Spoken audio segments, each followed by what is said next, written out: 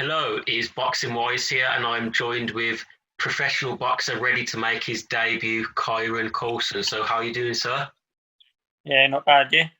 Yeah, not too bad. So, just here to ask you a few questions. I want to start by please, can you just tell them a bit about yourself, just about your amateur career, as I know you did have one, and when you're going to be likely to be turning pro, as we are in a pandemic right now.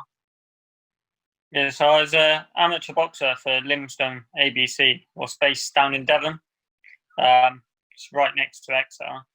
I had 27 bouts, boxing championships. Was mainly just a club boxer, really. But I was getting to a stage where I was going to like the ABAs and all that. But I decided now was the right time to turn professional. So, for the people wondering, with 27 bouts, is there a reason that you decided to turn professional now and not try stay in the amateur game a bit longer? Is there a specific reason for that? Being 25, and to be honest, I never had goals to go to the Olympics or box for England or anything. So my goals was always to go professional. Yeah. Once I started boxing, and that was just like the route I always wanted to go down. And I feel like with the contacts that I have and like my style, I feel like that was the better option. So, when you was in the amateur game, what weight was you fighting at?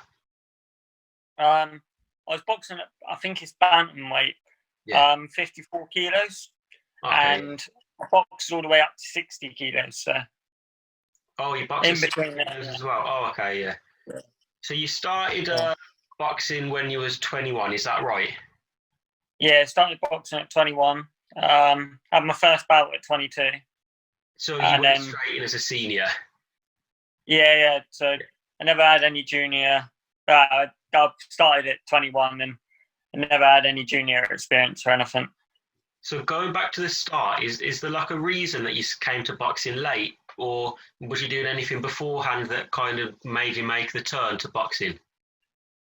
So I was always quite a good golfer, and that was the route that I wanted to go down. And then just because of certain circumstances and that, I decided that wasn't for me. And I suppose I had my nightclub life at a young age, so like 18 to 21, I was out clubbing and that and living my life. And now I think that's why I've dedicated my life to boxing, and I probably do that a bit more than others. So you're a bit more like grounded now. You've kind of lived the life beforehand, yeah. Yeah, definitely. So I haven't got anything that I feel like I need to do now. Like I don't feel like I need to go out clubbing with my friends. I feel like now I can just dedicate my life to boxing.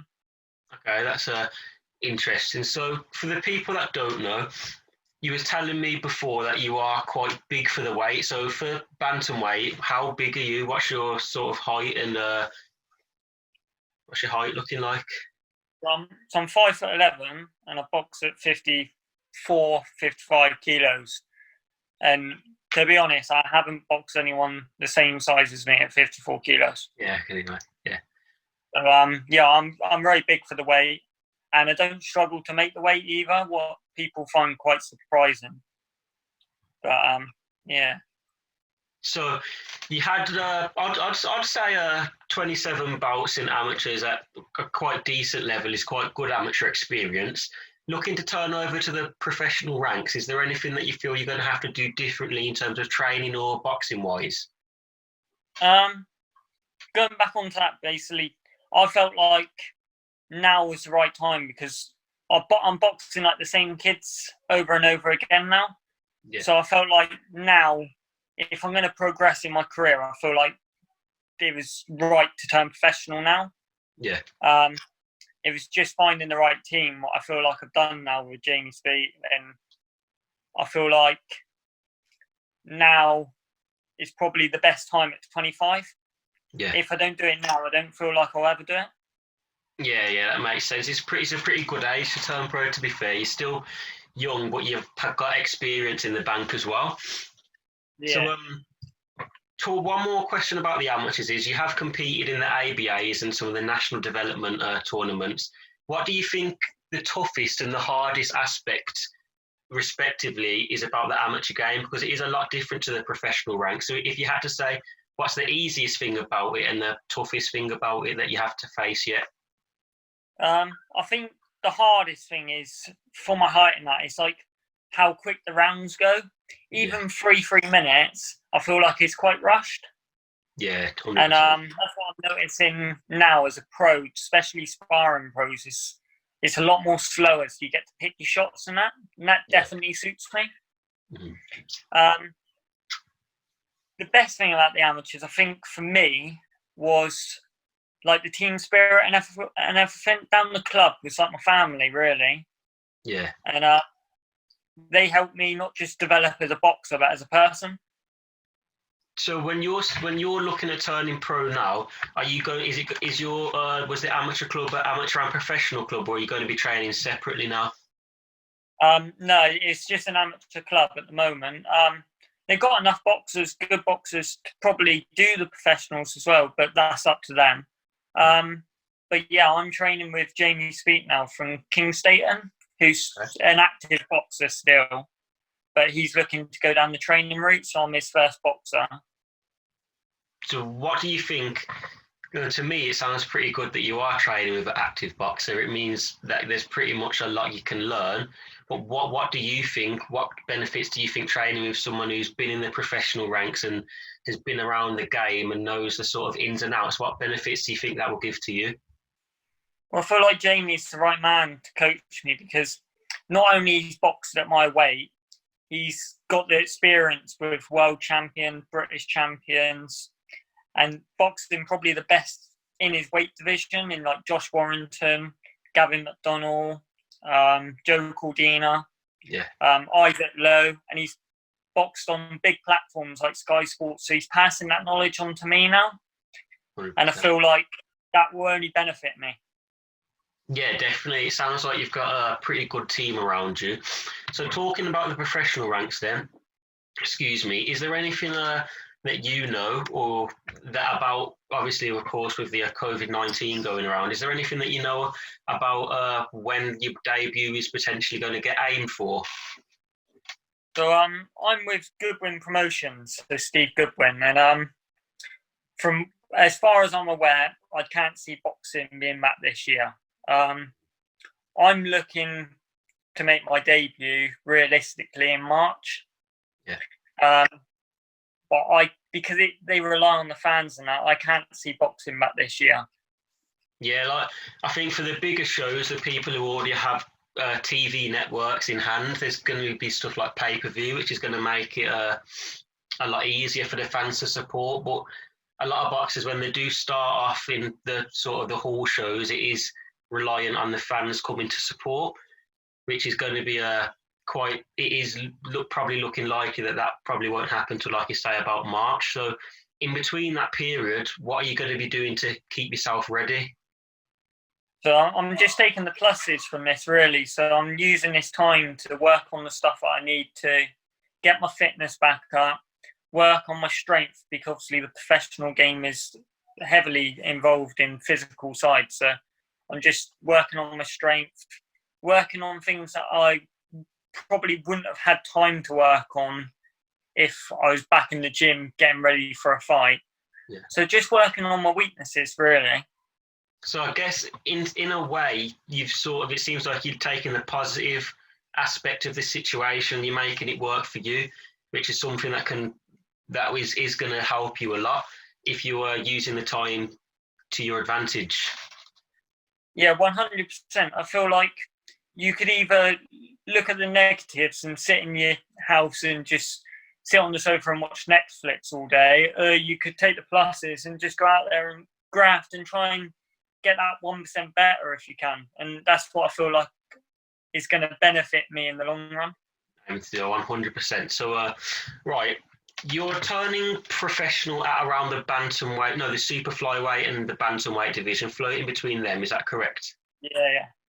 So going forward, a lot of boxers before they start out have a sort of career plan that they're trying to follow. For example, area titles, or then moving forward onto like English or trying to go for British honours? Is there a sort of plan that you're trying to go for? Are you just going to take it as it comes? Yeah, so me and Jamie's got the plan to have 4 to 6 learning fights and progressing through like different opponents, different styles and that, and then look at a Southern area shot. But the end goal really is to get to British level and like beyond. I believe I can definitely win a British title. Yeah.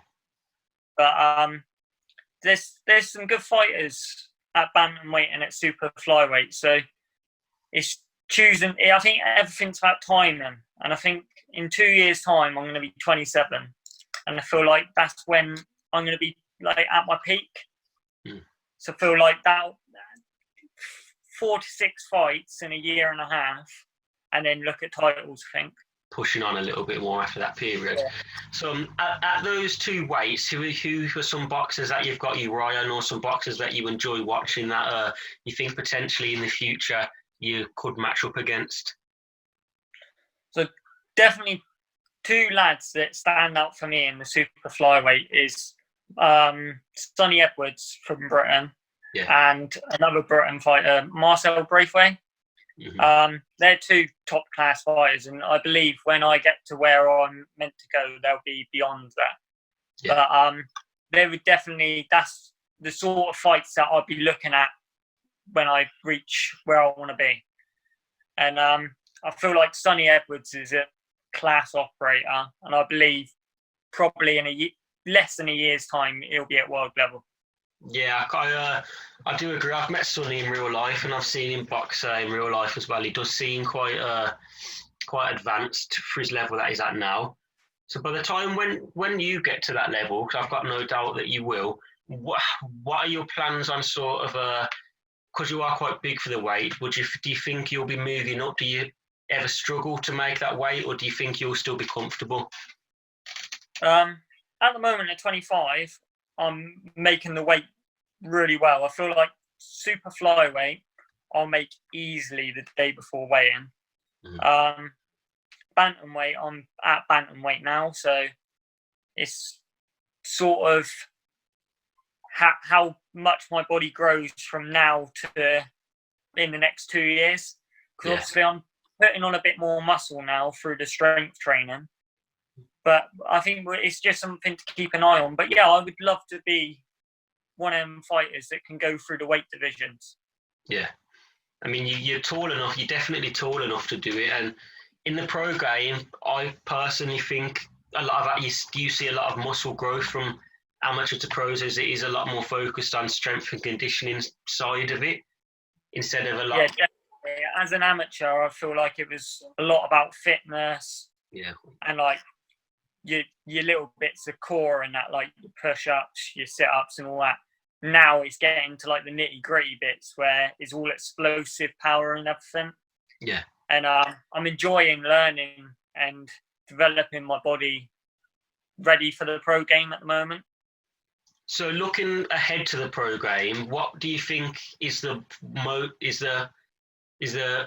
do I say, what is the best thing that you're looking forward to? What's the thing that you're looking forward to doing in the pros?